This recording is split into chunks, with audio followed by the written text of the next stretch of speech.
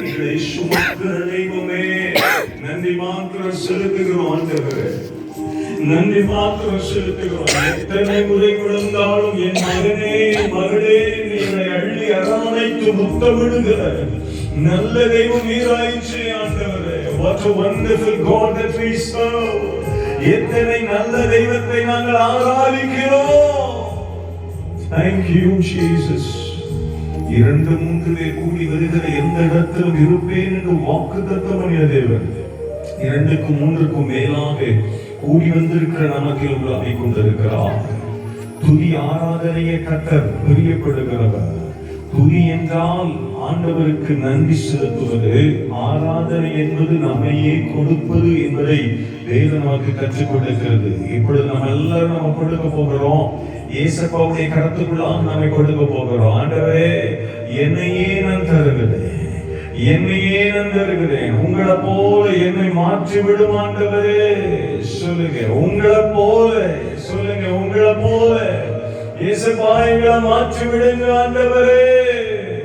உங்களை போல எங்களை மாற்றி விடுங்க ஆண்டவரே. No more Isaac. Hallelujah. Mold me like you, Lord. உம்மை போல நீர் என்னை வணைந்து கொள்வீராக. எங்களை வணைந்து கொள்ளுங்க ஆண்டவரே. ஆராதனை நேரத்தில் எங்களையே நாங்கள் முழுமையாக கொடுக்கிறோம்.